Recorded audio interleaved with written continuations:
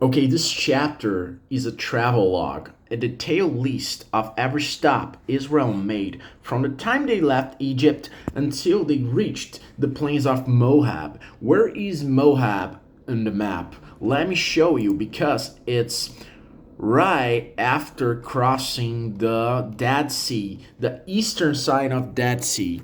So they basically left Egypt and they probably walk in the surroundings of Israel and they got to Jordan, okay? Probably Jordan, which is Moab, right?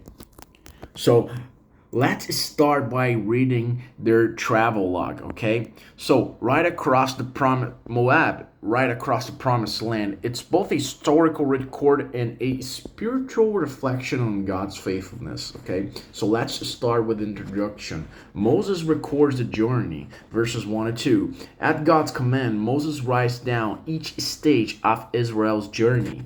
This isn't just a list, it's a reminder of God's guidance, provision, and discipline. Lesson: looking back help us to see how far God has brought us, even through difficult seasons. Even through difficult seasons. Okay, the second part from Egypt to Sinai, verses 3 to 15, begins with the exodus from Ramesses in Egypt, day after the first Passover. They passed through the Red Sea, camped in the wilderness, and reached Mount Sinai. Raphidim and Sinai mentioned. Okay, these stops highlight the deliverance, miracles, and the giving of the law. The third part is from Sinai to Kadesh, verses 16 to 36. After Sinai, they journey through many locations: Kibroth, Hattavah, Hazeroth, Hitmat, etc. Sorry if I didn't pronounce it correctly, okay? This section includes the time of grumbling, rebellion, and delay in the wilderness. Kadesh is the gateway to the promised land, but because of unbelief, you can check that one out in Numbers 14, the people wander instead. From Kadesh to the plains of Moab, verses 37 to 49, mentions Aaron's death on Mount Hor 40 years after the Exodus, lists key victories near the end of their journey, defeating Sihon and Og, camping in Dibon Gad, and finally reaching the plains of Moab, across from Jericho. Lesson: every step matters in God's plan, even the long detours. The 40-year journey wasn't wasted. It's formed a new generation of faith. Okay, fifth, instruction for entering Canaan, verses 50 to 56. As they prepare to enter the land, God gives clear commands. The commands are: drive out all the inhabitants of the land, destroy all their idols and images, take possession of the land and settle in it. Divided by lot according to the size of each tribe.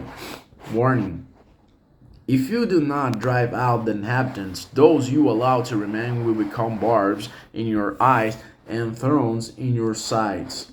They will trouble you, and I will do to you what I plan to do to them.